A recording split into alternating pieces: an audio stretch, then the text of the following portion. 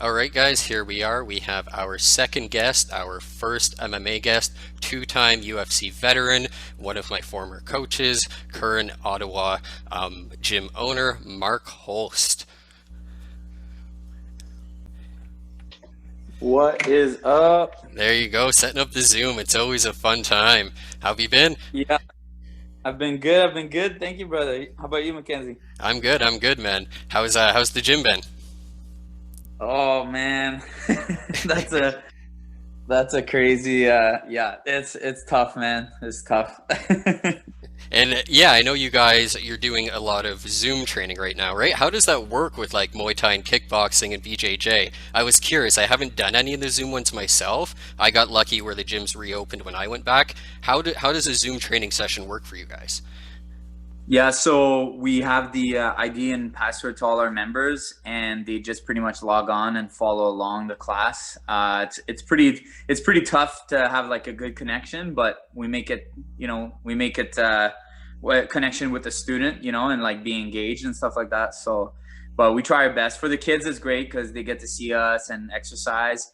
For the adults, it's a little bit tougher, obviously, on the motivation side of things. Like, okay, I'm gonna log in on my screen and go see Professor Nick or Crew Mark and train with them. So, but like I try to yell at them through the screen, be like, "Hey, you're not doing your push-ups or whatever," So we Nice. do what we can. Nice. And I assume it's just like all like workout and shadow box related. Like there's nothing you guys could kind of do to simulate pads, right? That's the difficult part. Yeah, that's the thing, right? So on a Zoom class, say for Muay Thai, I'll have guys with no bag, no equipment. Hmm. I'll have guys on there with a punching bag, and I'll Right. have guys there with a teammate, like a brother, sister, or dad, or a sibling, or whatever, or a training partner, just a friend to hold pads for each other. So it's kind of like, yeah. I mean, the bag and the shadow boxing people, they can kind of go along on one class, but on the class. But if you have a partner, then it's like hard to like, okay, you guys switch and everybody else keep going. So, but I make it happen. Like the first lockdown, March, April, May. So I did 3 months nonstop, all the classes, Nice. and then yeah, I think after a week I was killing it. Everybody was loving it, making do all kinds of exercise, and then calling out different combinations and working on set defense and counters. And then I would have a little bit of like Thai language, cultural side, like a little bit of chit chat, a little bit of history. So yeah, I think people enjoy on the first lockdown, but the second lockdown, I don't know, people because everybody came back, they had a taste Yeah. of like, using pads and training, so that's like, yeah, you need extra motivation and discipline to log on and and come into the class. Definitely. And speaking of your gym, you coaches, and one of the things that I enjoy having you as a coach was you give your fighters a lot of kind of freedom. You're a very open-ended coach. You don't have a strict system you push on people. Is that still the way you train? And if so, why or why not do you take that approach? Yeah, it's still, I mean, like, yeah, I guess you could say, like, I like to, it's martial art, right? Yeah. And I'm sure, I don't know anything about Picasso, but I'm sure he didn't have a coach telling him, okay, like, do this and do that, and like every little, draw of a pen that was, from him, right? So a big thing with that, I do have a curriculum. Obviously, I do, like, there's do's and don'ts, and there's good technique and bad technique. But I feel that for fighters and Muay Thai practitioner, you have to be able to be able to mix it up and think for yourself sometimes, because in the fight world, sometimes like you might not be able to hear your coach, or it's a split second kind of sport, right? So the kick is coming at you, like you better get that block up or figure something out. You can't wait for me to be like, okay, Mackenzie, like catch it. Yeah.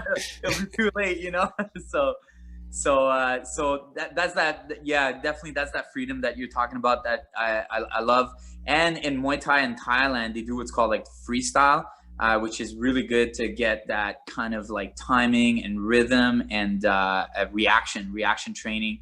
Be able to be quick to throw that kick or throw that combination, or block, or whatever it is, right? So I think it's a really important skill to be able to freestyle it, mix it up, and do your own thing sometimes. Yeah.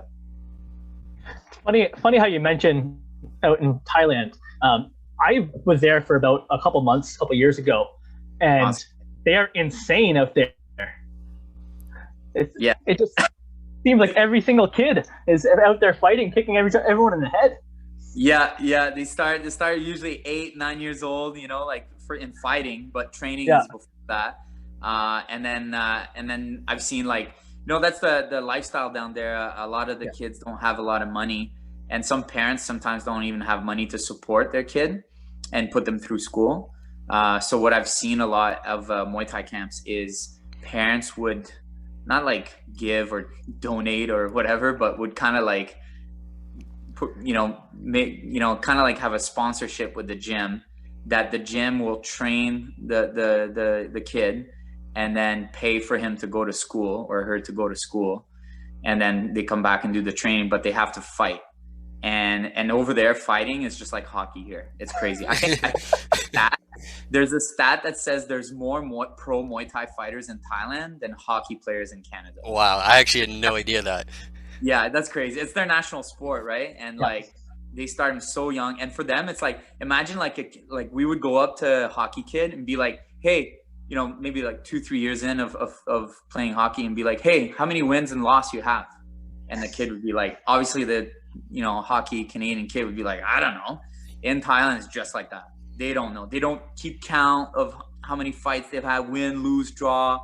It's just like a game for them. It's just like they go in there, they do the Muay Thai game, and sometimes they fight 2-3 times a week. It's crazy. Like bare shin, no elbow pad, no headgear. So it's it's pretty crazy down there. It's different. But just to go back on, like, a lot of the gyms will take some kids that have potential and show potential, and then years later that kid might be making more money than mom and dad because a big thing is betting, obviously getting paid for that. They give a lot of the money back to the camp, obviously, but the camp takes care of, like, breakfast, lunch, dinner, and bringing that kid to school through school, right? So it's a big thing. That's why you'll see the Muay Thai fighters take their last name. So say like Mackenzie, you're fighting for like GB Ottawa, you'd be like Mackenzie GB Ottawa. You wouldn't have a last name. Yeah, there's a different lifestyle down there for sure. Definitely. Like I watched 2 cards out there, and I was still amazed that 12-year-olds came out, and they were just kicking each other in the head, kick after kick after kick, and just taking it. Yeah, not the same as kids here, eh? A little bit different, eh? Which was it, north, south, Bangkok? Whenever I seen my first one on an island in Koh Phi Phi, an island off of the pretty close to Bangkok, and then I seen another fight card out in Chiang Mai, so in the north. Ooh, nice. I fought many times in Chiang Mai. Really? Yeah, I probably fought at the spot that you went to. Was it a legit stadium, or was it one of those like sketchy festival fight in the middle of nowhere? It was in a place that all they did was fights. Okay, so it was the Gorilla Stadium. Yeah, I fought many times there. And this is the same guy who he also did his own amateur fight for a bucket of alcohol there when he was in Thailand too. Nice. That's awesome. Hey, you gotta do what you gotta do. Hey, when in Thailand, did you fight another foreigner, or was it a Thai that you fought? It was another foreigner, a guy from Austria. Did you win? I did, yes. Nice, congratulations. There you go. Thank you. That was in Koh Phi Phi, I assume, right? That was in Koh Phi Phi. Yeah, how'd you know? There you go. At the ring bars. There you go. Yep, so you're exactly in Thailand. There we go. And kind of speaking on that international note, so other than obviously speaking about Shanghai, Thailand, you fought in countries like Guam, Argentina, Jordan, the UK. Tell us your favorite international fight story that you have. Ooh, what kind of story? Well, I know there's one specific. I guess you could tell another one too, but I know there's one where you went to the UAE on like very short notice just because you guys found a fight on Fight Finder, and like that website I don't even think exists anymore. So maybe that one, and if you have any other ones too. Yeah, the UAE, that was in Jordan, in Amman, and I was pitted. That was after I made.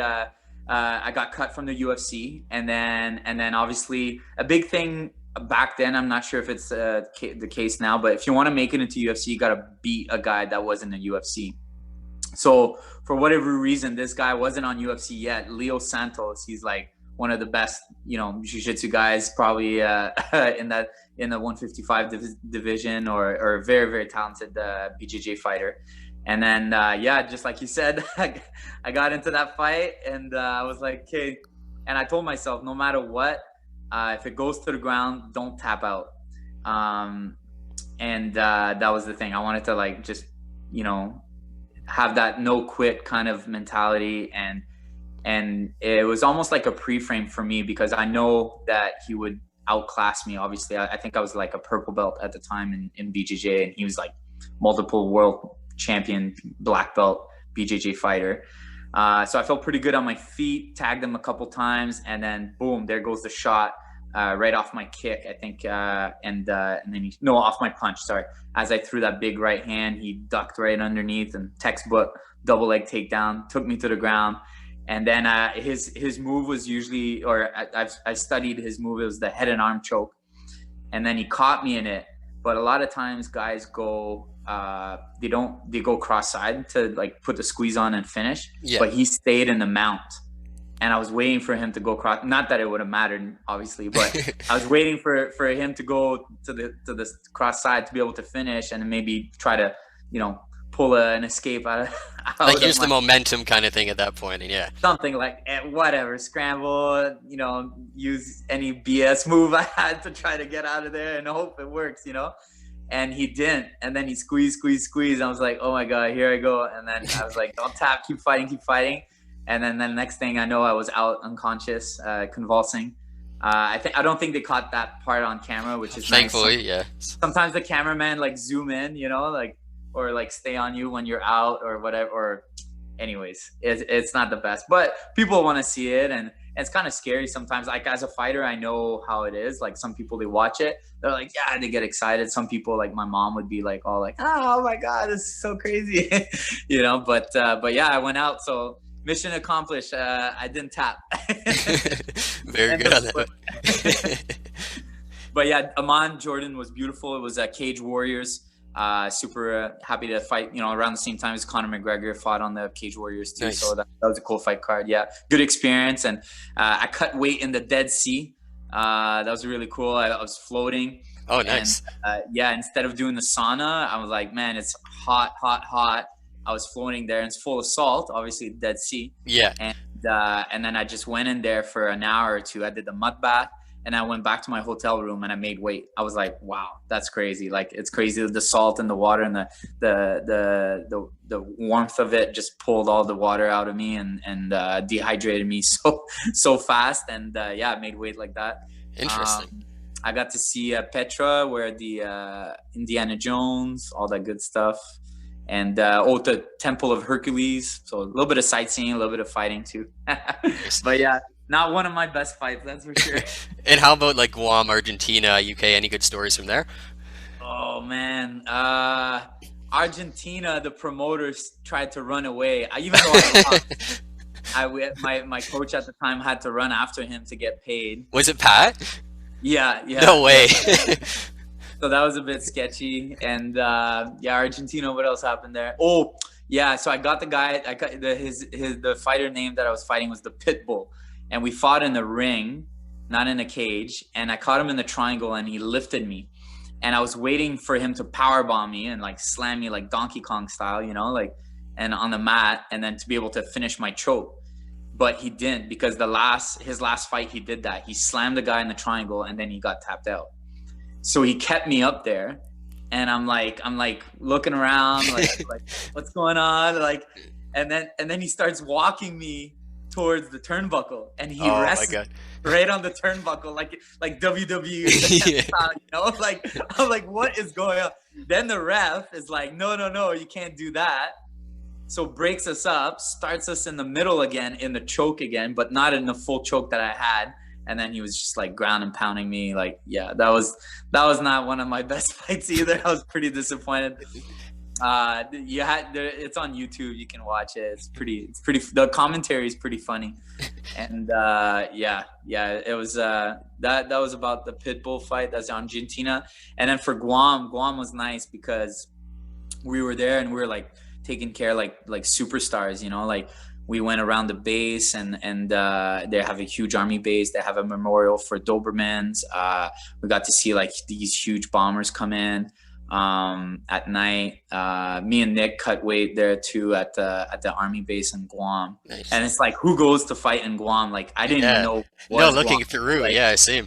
Yeah, and it's like, man, that's like an American island, like kind of like dedicated to like, you know, oversee a little bit of like the countries in Asia, see if they're gonna do anything, and they're gonna be close. Anyways, there's a lot of Americans there, a lot of army people there, and then there's the people of Guam. So I believe Samoans and from the Polynesian islands, and yeah, that was fun. And then we're treated like rock stars, and then we go to this radio station to do an interview, and he's like, everybody's raving about this guy that I'm fighting. His name is Alex Castro. He's like, oh, are you scared of fighting Alex Castro? I'm like, no, why should I be? He's like, yeah, he's a convicted felon. He's a murderer. He's done a drive-by and killed somebody. Oh my God. So he was a huge, like, you know, gangster on the island, pretty much. Myself fight such night. Like, what's going on here? Yeah. Gangster MMA fighter, you know, and convicted felon. And then I'm like, oh, okay. And then I remember, like, anywhere in the resort, I'd be walking around with like the matching Hawaii like shorts and dress shirt, you know, and looking like a big doofus tourist. And I think he just underestimated me, like walking out to the ring like that and all that. And the ring, it was legit like a stone throw away from the ocean. And the ring, of course, it wasn't a canvas mat. It was a wrestler's mat. So the ocean mist would be flying onto the ring, and then it would get all slippery, right? Oh, so yeah. in between fights, they would put like board wax. You know the board, like, you know, the surfers? Yeah. They would be rubbing that on the canvas to give it more grip, right? So you got the ocean mist. We're right on the Pacific fighting. It's like sunset's going down, and then I think it was Nick that came to me because he was main event and he was walking around, and he's like, Mark, they're turning people away at the gate, and it was the ring was right in the baseball diamond, enclosed baseball diamond, and they were turning people. And I was like, oh, why are they turning people? And he's like, Nick's like, they're packing heat. I'm like, what do you mean they're packing heat? Because in Guam, you're allowed to carry a firearm on you. Yeah. And I guess the promoters didn't want anybody to come in the event, in the baseball diamond, the event, with strapping, you know, a pistol or a gun or whatever. So I was super sketched out about that. Of course, I'm fighting this gangster. So I'm like, oh my God, this is getting worse and worse. And then, yeah, man, we did the fight. So they were packing heat. Yeah, they got turned away, and I was one of the only ones to win the only one to win on the Team Canada. We weren't brought out there to win, but as soon as I tapped him, I think I got him in the triangle. You could hear like a pin drop, like everybody was like, oh my God, just like run out of there, let's go.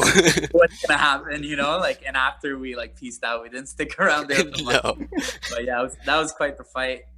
I remember. Oh, and that fight was my first and only Pride Rules fight because it's soccer kicks and everything. Yeah, so soccer kicks were allowed, and then knee stomps to the head, all that. Yeah, Pride Rules was crazy going in there.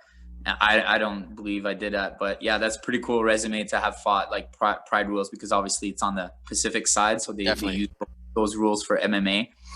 So yeah, that was pretty crazy. Yeah, and sorry to bring up another one of the fights that I guess didn't go your way, but for kind of fighters on the uprising here, you were 5-0 coming up, and then you had a difficult knockout loss, and then even after that, you strung together 2 wins. How were you able to go in a fight where you're controlling it, you had 2 knockdowns, you end up losing the fight, and you come back and not be gun shy? How does someone who suffers a loss like that actually come back? Going back on it, you know how like people and non-fighters or coaches or fans or anybody pretty much says like, oh, like his last fight he got knocked out. Like, it's very tough to come back from that mentally. And then I believe that there's a chin life. Everybody has a chin life. Like, you can only get tagged so much, and you see it, right? Like amazing legends, Randy Couture, Chuck Liddell, even like Lyoto Machida, like, and Andre Arlovsky, you know, they're all like, everybody says like, oh, they have a glass chin and stuff like that. And it's like, man, like how long have they been fighting? And it's the wear and tear from sparring, from the actual fights, how many knockouts they've had. And we see them getting knocked out like in the UFC and in fights, but we don't see the training either. They're getting tagged over and over. Maybe they get hard sparring. I can bet some of these guys got their bell rung in just the sparring, you know, the fight camps that they have to put through. So the chin life is really tough. But yeah, to answer your question, like that was my first loss. You know, like you mentioned, I was like 5-0 undefeated young kid. You know, I was like, you know, I didn't, in my head, I was like, there's no such thing as a chin, you know, a chin life or a glass jaw. Like I can take hits really well. I never got clipped. I've never got hurt. I never got dizzy. I was like feeling invincible. Right. And then, yeah, like you mentioned, I think the fight was like against Grandmont. That was in my hometown too. So that really sucked. My mom was there watching and everything. Man. Yeah, and all my family, friends, everything. And yeah, I fought Grandmont, and then I was pretty much crushing him and cut him real bad and busting him up for, I think it was like 4 minutes and 11 seconds of the first round. And then he tagged me, if I recall, he tagged me with a good jab, and then I got pissed. So this fight taught me, don't get emotional in a fight. You can't fight with your heart. You got to fight with your brain, with your head. And that fight, pretty much I owe that loss for making it to the big show, to the UFC, and going on like a crushing spree. And, you know, like the silver lining, like a lot of people like, oh, like I bounced back, right? You know, I was training the next, you know, couple weeks after I was good. And then I just went on back on my horse and back to training. And I was like, okay, I'm not going to let this set back. He's a knockout artist. And like I said, I got tagged with a jab and then got pissed, and then I went in for a jab as well, and he timed it with the overhand right, clipped me right over top, like textbook, like Chuck Liddell style. And then yeah, I think that was my only knockout loss to fight, but it really taught me a lot, and I bounced back like really well. I think for, you know, being a young fighter too, I think I had a lot of chin life at that time. And, you know, a good head, good chin, and be able to take the hits proper and keep fighting. And then, you know, fought my way, you know, back in the winning column and into the big show. Right. So, definitely. So hindsight 2020, right? Absolutely. Funny how you mentioned the UFC. That's the big show. We of course know that as the premier organization in the world. Did it feel any different going into your first fight in UFC? Was different feeling going into a card, being part of a UFC card, or even just being approached by them?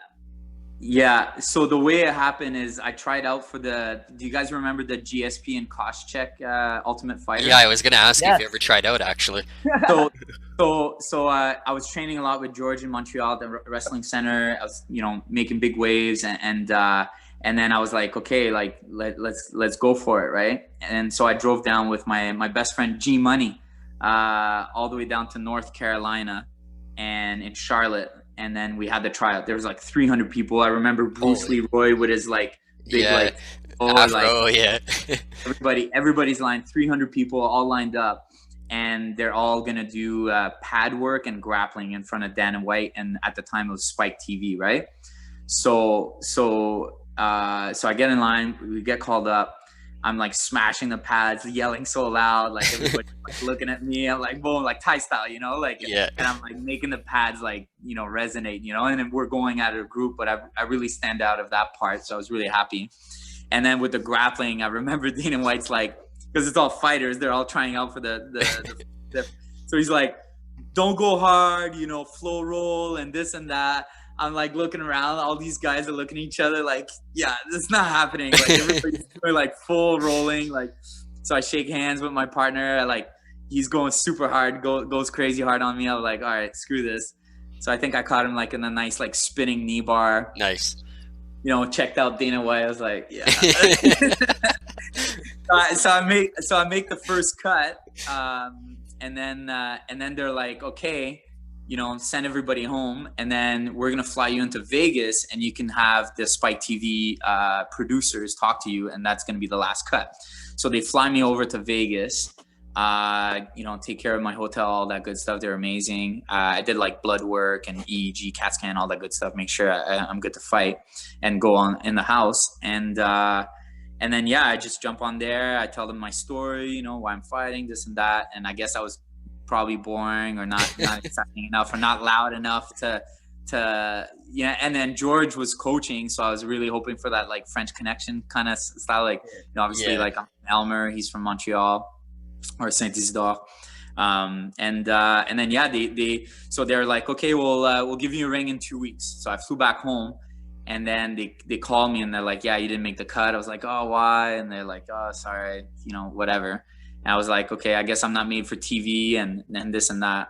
So then I go back to back to training, and then 2 weeks later they call me and they're like, hey, do you want a 4-fight contract deal? I was like blown away. I was like, what?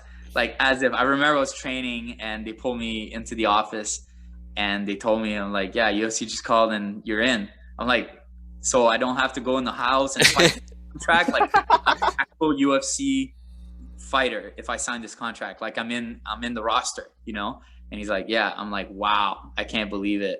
And I went back to Montreal Wrestling Club after a practice with George, and I was like, oh, George, I'm sorry, I'm not going to be on the season. And he's like, oh, it's okay. You don't want to be, because the contract is terrible. So these guys, supposedly, they go to the Ultimate Fighter show and they get treated really badly if they get cut, even though if they win the Ultimate Fighter show. I think it's great, like the promo and so on, but supposedly you get a really shitty like money contracts style. So George told me that, and I was like, what? Like, again, like silver lining, right? Hindsight 2020. Like, it was a huge letdown. I was like really upset. I was like, man, that was my dream. I failed. Oh, like, how am I going to get in there? So it's like, boom, now I got the UFC contract, and like the UFC asked for me to come and fight for them. It's not like, you go on a TV show and like do all this like drama BS and whoever screams the loudest is gonna get in there, Yeah. So I got in like the legit way of getting in the UFC, what I always dreamt of since I'm like 14 years old, right? So yeah, that's the story how I got into UFC, and then my first fight was in Vegas, and that was crazy. It was just a blur. Like, I completely blacked out. The UFC Jitters is real. It's not fake. I remember doing the catwalk, the lights like shine in my head. I'm like looking on my feet, like looking where I'm stepping, like I tripped. I puked before the fight. I puked after.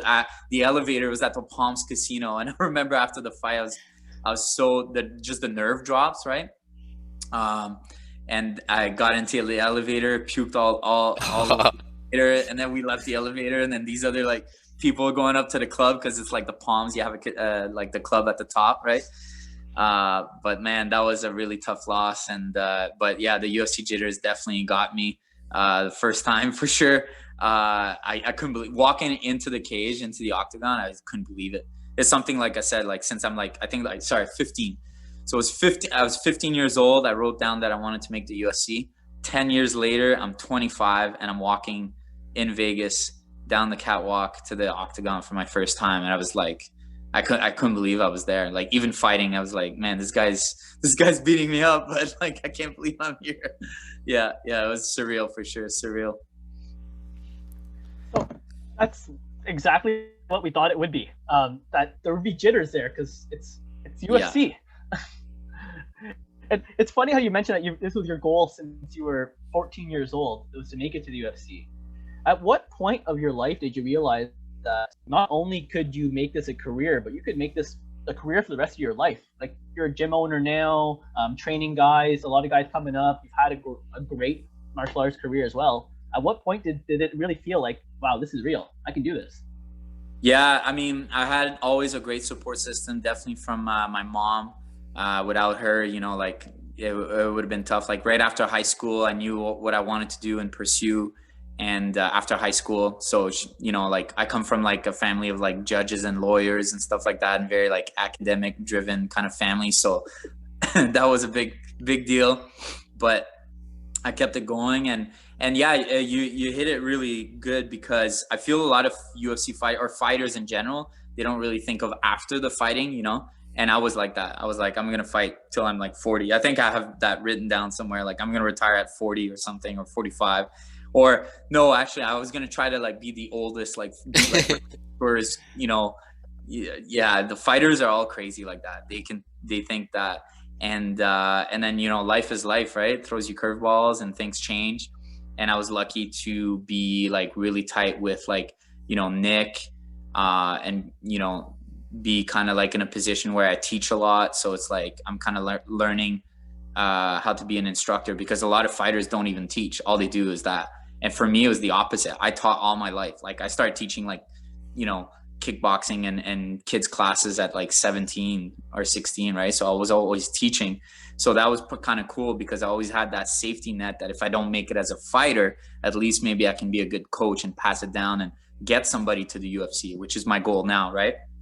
So I think for the next generation, you know, that's important. But yeah, like you said, like a lot of fighters, they don't think of after the fighting. And I was really lucky to, you know, be in a position that I knew how to teach. And the business side of owning a gym is obviously, I had to learn that as well. But now with the fighting done, at least I had that kind of safety net to fall onto. And I actually wrote that down in my goal setting book at 15. I was like, you know, train, become a fighter, become a champion. That way everybody's going to want to come to my gym and train from the Ottawa champion, you know, and the guy, you know, like I want to be like Jean-Yves Thériault, the champ, you know.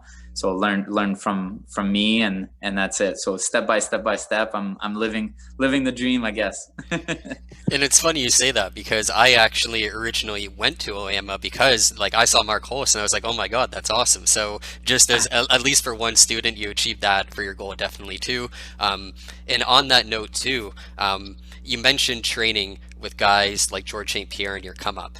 Could you tell us a story maybe of a time you were training with George and it just shows just how good he was, just that next level kind of elite MMA guy? Yes, for sure. I got a few of those. But my favorite is at the wrestling club. I've done a lot of shoot box with him and MMA sparring with him at Hensel Gracie, New York, a couple of sessions in TriStar, but mostly at the wrestling club. And we're at the wrestling club, and then the drill is to, and I don't know if you guys like heard probably like a saying or a rumor like that Georges St-Pierre could, like if he wanted, he could have the potential of making it into like the freestyle wrestling. Yeah, team. the Olympic team back in the day. Yeah, he's that good at wrestling, right?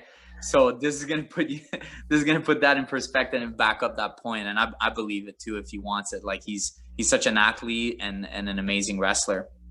So the drill is you gotta grab.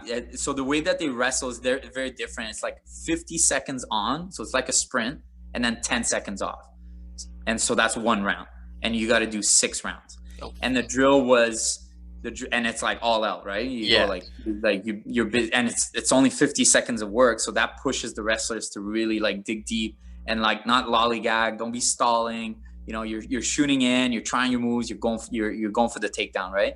And the drill is you have to grab.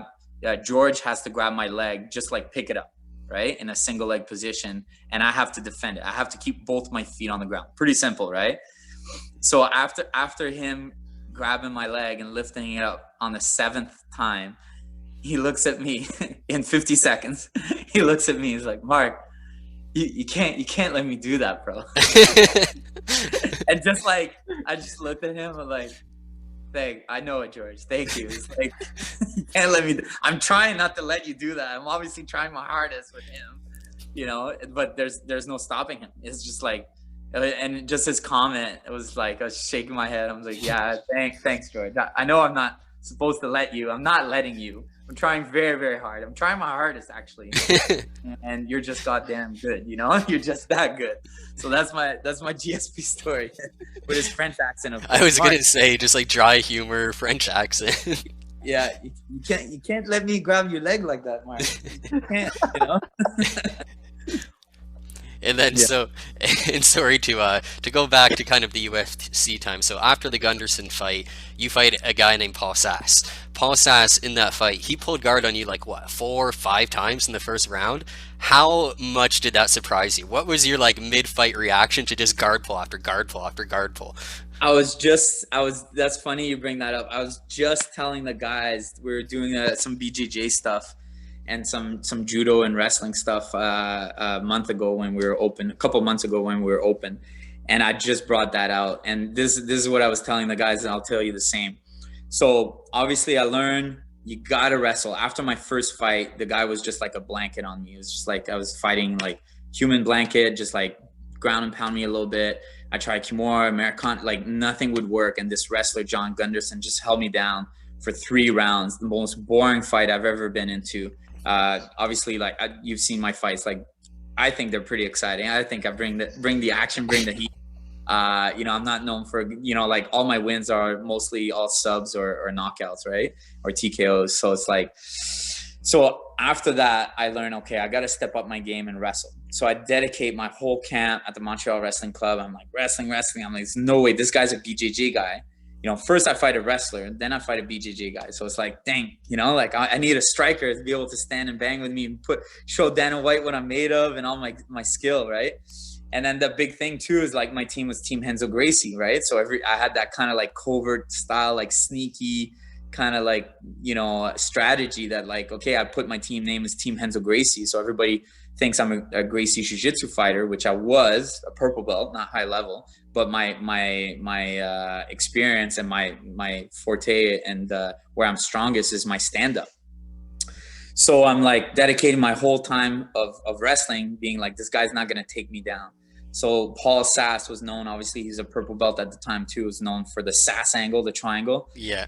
And then the first thing he shot in on me, I'm like, you know, I'm sprawling. I'm like, all right, here we go. I'm going to defend this takedown.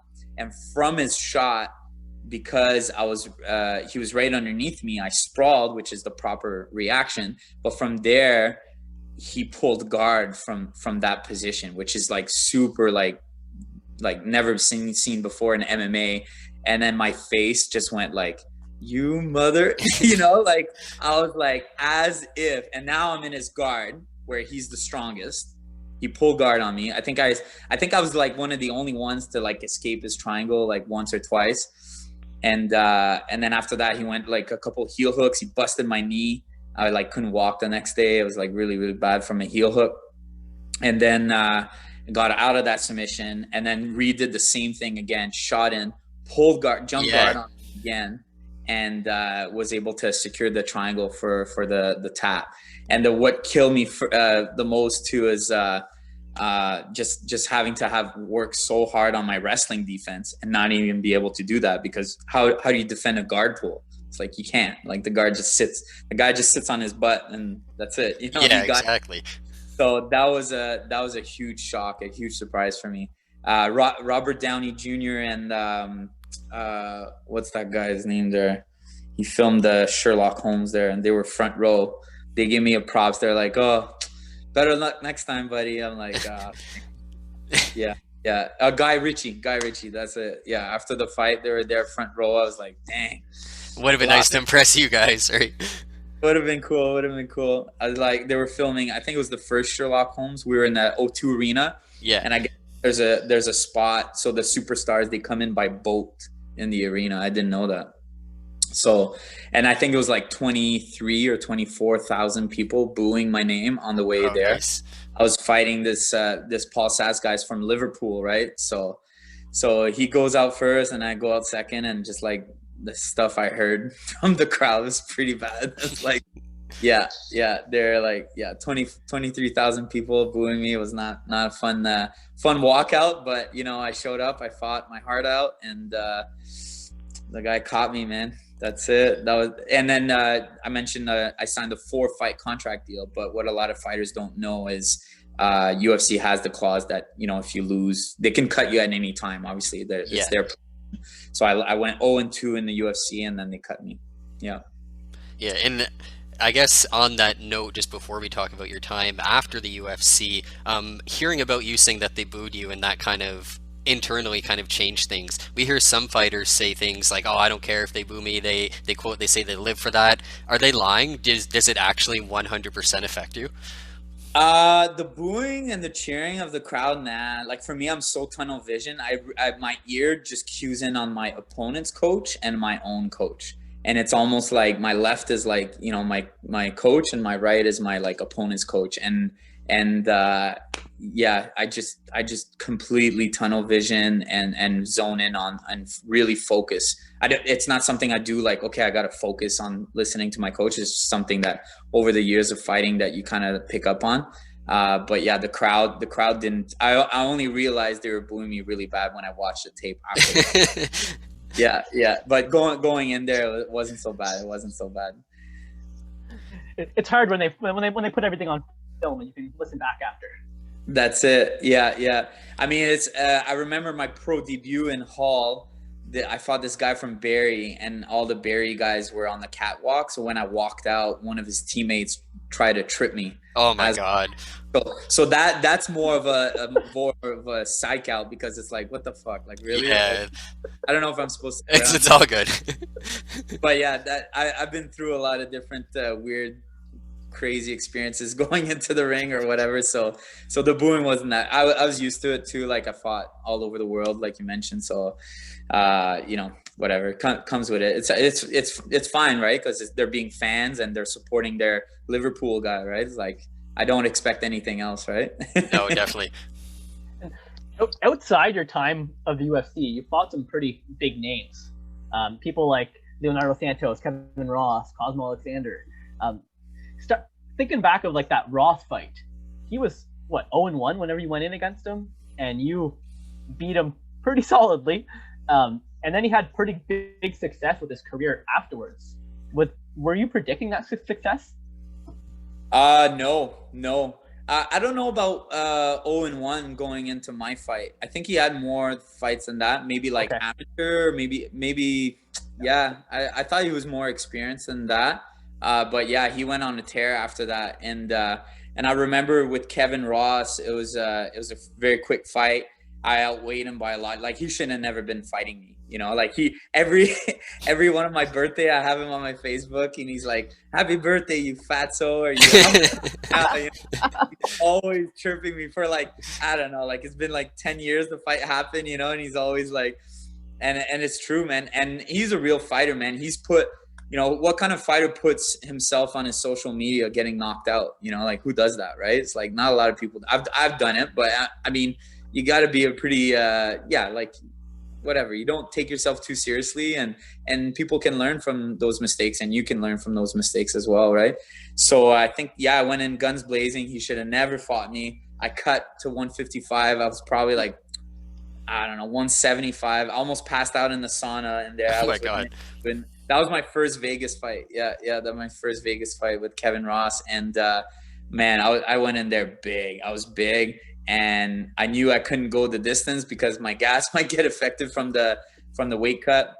I had size on him, and I remember going to the corner after to, you know, tap on the back and, hey, good fight, you know, thanks for, because I was supposed to fight like Pete Spratt and some other guys too, and they all dropped, and then he was just a filler like 2 days before. That's another thing people don't know, right?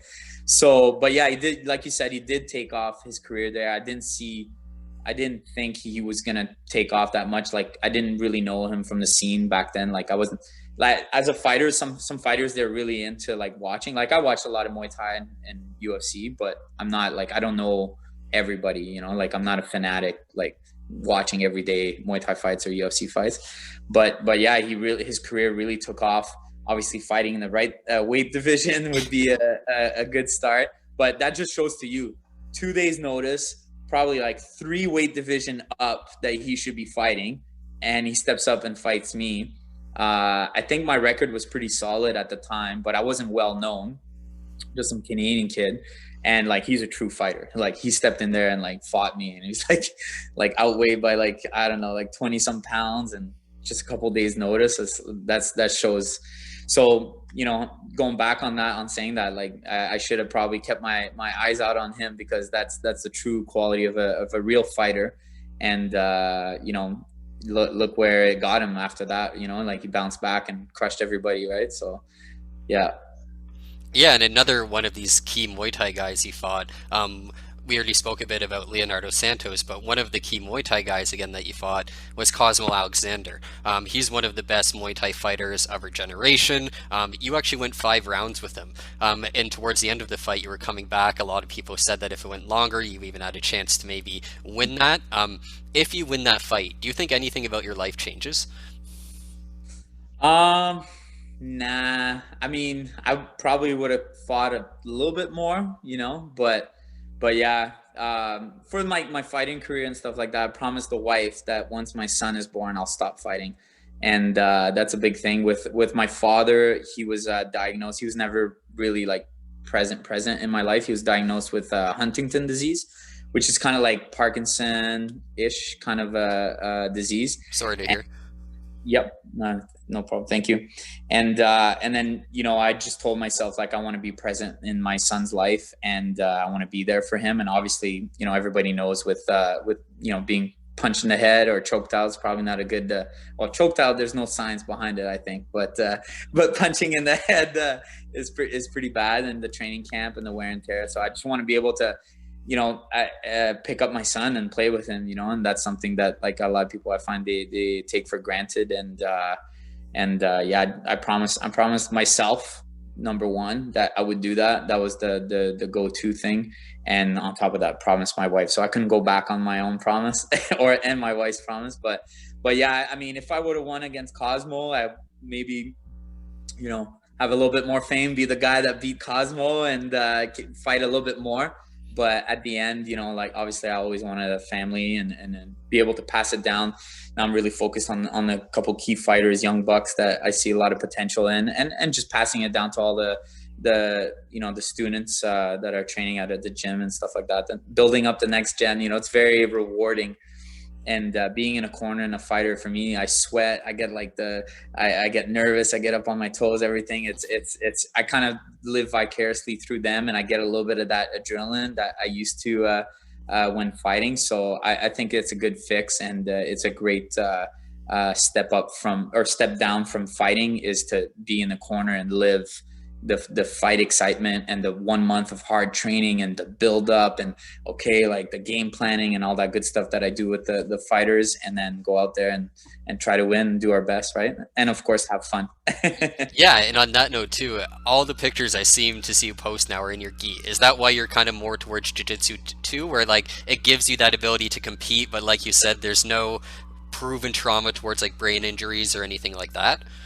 Yeah, definitely. For that, I'm trying to step up my my gi game. A big motivation for that is from Nick, my partner. He's like diving deep into that and competing, and he kind of like inspired me to get back at it. And like competition, I always liked, and once a fighter, always a fighter. So if I can't fight MMA and Muay Thai, because of my own promise and I promised my wife, I think jiu-jitsu is a good kind of challenge for me to just stay healthy, stay in shape. Obviously, I'm not cutting weight for any of those jiu-jitsu tournaments ever again. And I'm enjoying, the bevies and the good food and all that stuff. But just having to train and having kind of like, it's not, for me, it's not even a goal to compete. I just want to like go out there and test myself in my BJJ and the gi. Been working. I'm actually more focused on my judo game now. I want to be, so I got my karate black belt, traditional jiu-jitsu, Brazilian jiu-jitsu black belt, so 3, and then my last black belt that I'm hunting for is my judo black belt, and that actually is in that the goal sheet that I made when I was 15. I told myself that will be, when I'm 40 to start. I wrote that, my little chicken scratch. 40 years old, I'll start my judo journey. But little did I know that judo is the hardest out of all the styles. Super hard on your body. My joints are aching, my back, my shoulder. I'm 35, so I'm like, oh, thank God I didn't wait till I was 40 to start judo, because I don't think I could have made it till black belt, right? And then so now I'm really diving deep into Brazilian jiu-jitsu and judo, just for myself, like a thing to train. But the big focus definitely is on passing it down, and I'd love to get another Ottawa guy in the UFC. That'd be awesome. Definitely. And going back to, I guess, your last fight before you retired, you fought a guy, Ky Hollenbeck, who's one of the best Muay Thai fighters again ever, and you have a very, very close fight with him. When you look back on fights like that with Cosmo, with some of the top end guys, does it remind you just how good you actually were? I don't know. That's a tough question. I mean, it's nice to be able to share the ring with them. That's a great experience and a big honor for me. You know, like Cosmo, I learned so much, and Ky Hollenbeck, that was a really tough, weird fight for me. But yeah, win, lose or draw, it was a great experience, and definitely memorable to be able to share the ring with you know, those superstars. But as far from my skill, I mean, like, I train hard. I feel a lot of guys, they underestimate me a lot. I think that's been like my secret weapon for, like, you know, 90% of my fight career. And yeah, I think you know, once you go in the ring, you're a different person most of the time. And same for you, you know, Mackenzie, like, I put the gloves on and you're like, hey, you're gonna fight that guy. No, your family, your friends, they won't recognize you. It changes you, right? So it's that kind of like primal inner thing that we all have, that you know, fight or flight style, or I don't know how you want to call it, but we all, you know, everybody kind of has it, right? And I think for me, it was just great to be able to share the experience with them and be able to get in the ring with them and fight. But I mean, I work hard for my skills, right? I've been training all my life. I never worked a job in my entire life. Like, I never did like McDonald's or the dépanneur or anything like that. You know, like I went right from high school to, you know, teaching a little bit here and there and training full time. So it's been my lifestyle, you know, martial artist for my whole life. So, I mean, be able to hang with those guys, like, in my head, it's like, I work hard for it, you know, so I felt comfortable in there with those guys, and I was, you know, obviously bummed out with the results, but it really showed me, though, like you said, that was like, man, I can hang with those superstars, you know, so it's good. It's a good feeling, definitely. It's funny how you mentioned those fights and how close you were, and you've already mentioned tonight, right now, about how you've made a promise that you're not going to fight again. If there was one official, quote unquote, retirement fight, and you had anyone you could think of that you really wanted to fight or fight again, is there anyone that comes to mind? Well, you remember, it's so funny you bring that up. You remember the Argentina fight? Yeah. So this guy, so the pit bull, he I don't know if it's like a language barrier or I don't know what, but he messaged me, he added me on Instagram and then tagged me in all those bad pictures of me getting my face punched in. And then, like, all these guys are like, and I don't know much Spanish, and I double checked with my friend. And then this guy's saying like, oh, this Canadian maricon and this and that. They're pretty much like saying like I'm like some wussy or pussy or whatever it is, right? Like, just like chirping me in Spanish. So then I'm like, hey, I know what that means, you know? Well, you know, I'm Canadian, so I'm not gonna, you know, cuss you and say all kinds of bad things about you. And then he private messaged me saying, hey, you're fat. When can I go up to Canada and fight you? Do you want a rematch? And I'm like, oh my God, really, bro? Like, so then I keep messaging him and he's like, yeah, I don't have a manager. You know, I want to make it to the UFC. I know I'm like 40 years old, but you know, I know it's tough at my age, but I really want to make it. I'm training hard. I'm fighting in January. You know, can we have a rematch? Can you bring me up to Canada and I'll fight you? And I'm like, bro, you said it. I'm fat. There's no way I'm ever fighting you except that heavy, you know, like light heavyweight, maybe, not lightweight. Not my days of lightweights are over. And but yeah, so to answer your question, I wouldn't have had an answer for you if you would have asked me that a week ago. But my retirement fight is to fight the Pitbull, this time in Canada, because I really think I got screwed by the hometown advantage of all that. And then the referee nonsense pulling, you know, anyways, and him trying to power bomb me from the ring onto the cement. Yeah. So that's my answer. The Pitbull, Fernando Martinez. I'm coming for you if it happens. If anyone would like to sponsor Mr. Martinez getting into Canada, we have some entertainment. So Oh my God, that's funny.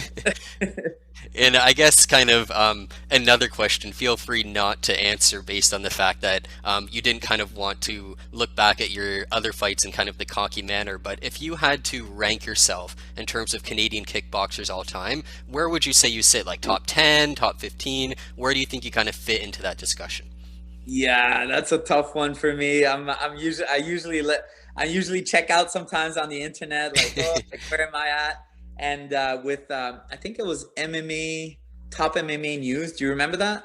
Mm-hmm. Top MMA News. Yeah, they had rankings, and I was in the rankings for welterweight, surprisingly, because I only fought like 3-4 times there, and I did okay, but not as good as lightweight. And then I was still in the rankings, and I remember like a couple years ago, like obviously I'm like happy retired and all that, and I was like still in the rankings, but in brackets was retired. So I was like, oh, cool. That's all. Still remember me.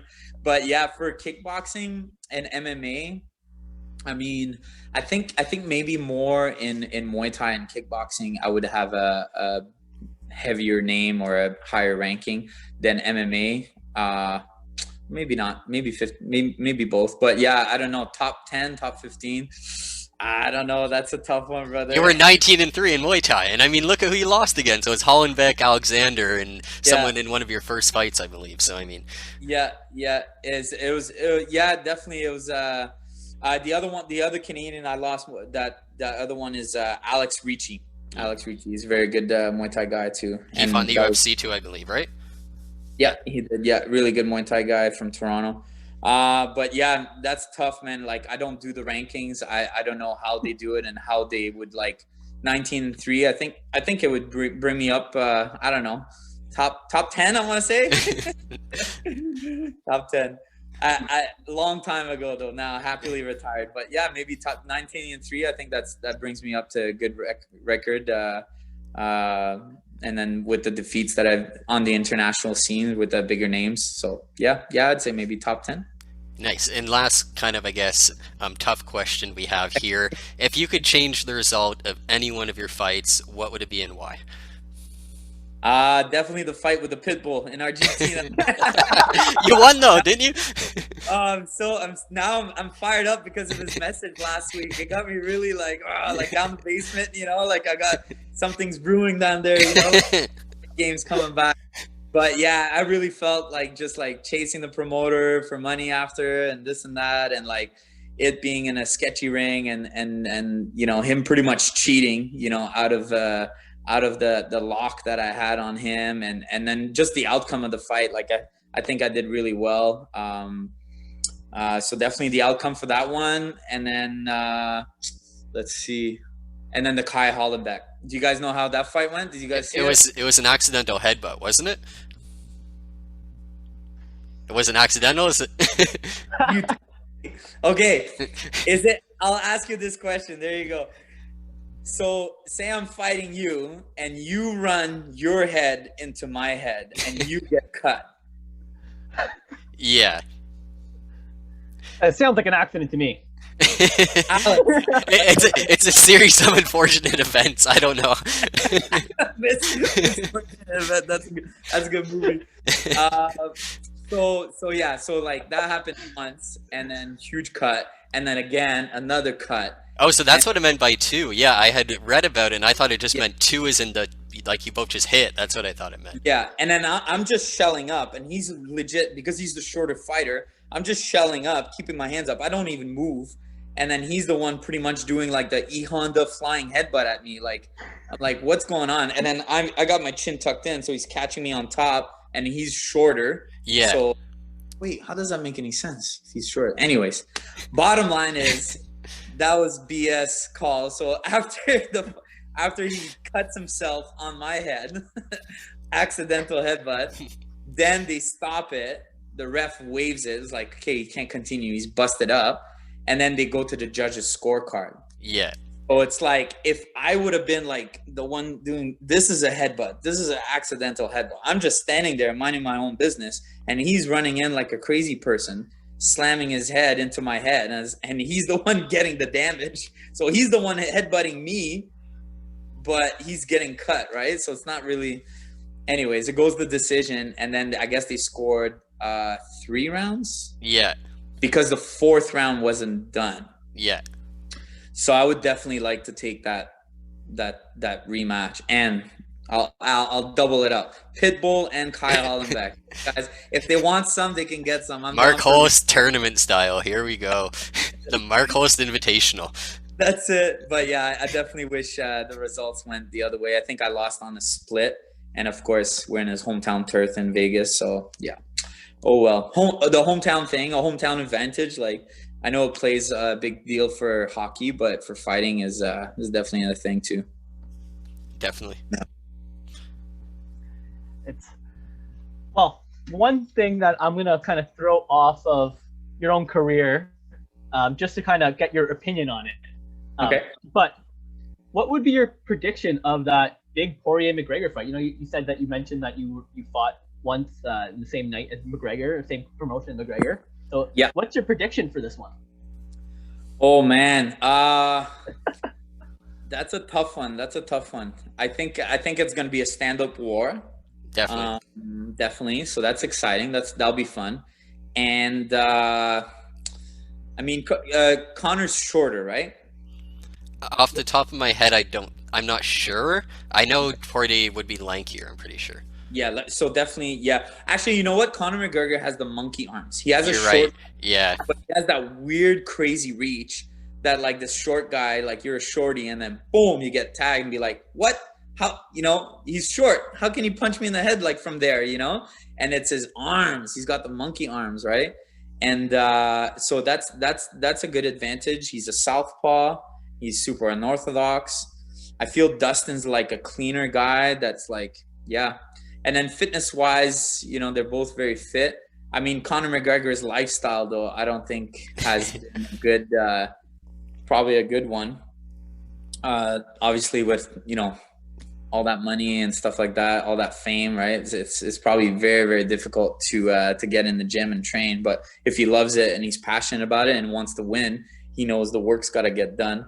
So I think I'm gonna give it to Dustin Poirier. By knockout? Yeah, maybe TKO. Yeah, TKO. Clean knockout's gonna be tough because he's Irish, but definitely a TKO. Maybe get there and stuff. So yeah. I mean, I like McGregor in some the fighting aspect of his career, like his skill. I respect him as a fighter, his skill. I don't like the talking in the ring or out of the ring. I don't like the drama. I don't like the crazy stuff that he does, you know, punching out old men at bars and this and that. I really don't like that. But that's as a person, right? And you can't. Yeah, so I'm rooting for Poirier just because he's a truer fighter in my books. For McGregor to do all that kind of craziness is pretty whack for me. But that's the thing. Like as a fighter, like I can respect his skills, and I find him very entertaining watching him fight because he has really good striking and unorthodox striking, and he's fun to watch. But as a person, it's tough. If you can ever separate the fighter from the person, that'd be great for McGregor. I'm sure a lot more people would like him. Hey, or a lot less. You never know. Yeah. But on that note, we're actually going to sign off for that. We couldn't appreciate you taking the time more, Mark. It was awesome to get to speak to you. I really hope you're all doing well. I hope your family's good. You're at 2 kids now, if I'm not mistaken? Going on 2. Going on 2. Okay. Thank you. Yeah, little Riker is on his way in April 15th. So yeah, man, thank you for your time. This is an awesome interview. You guys are awesome, and that's great to hear that you guys are mixing it up. Yeah, I checked up on the former NBA player too, so that was really cool. That's awesome. Thanks again for having me, and I hope all the same for you guys. I appreciate it, Mark. If I'm in Ottawa, I'll definitely stop by. For sure. Alex, I gotta ask you a question. Yeah. So I see top right corner is like light bulbs, and then over your left shoulder is what? Yeah. So that's actually it's a piece of driftwood off of the East Coast in PEI that my wife uses to hang her jewelry off of, necklaces, thing like that. Very cool. PEI, love it. Yeah, you got to visit your own country every now and then. That's it. I got 1 week in PI. Every night I had lobster. I love it. I love it. Lobster poutine, lobster mac and cheese. That's it. For sure. That's it. Love it. Well, thanks a lot for having me, guys. I appreciate it. Hope all is well for you guys, and you guys are hanging good for COVID. It's pretty cool that you guys are doing the podcast. It's good timing for it, I guess. So Couldn't be better. hopefully we can get some in face-to-face interviews in the future and all that good stuff. Definitely, Mark. Again, we appreciate it a lot, and we definitely wish you well. Thanks again. Anytime. Kevin Awesome. McKenzie, later. See you, Mark.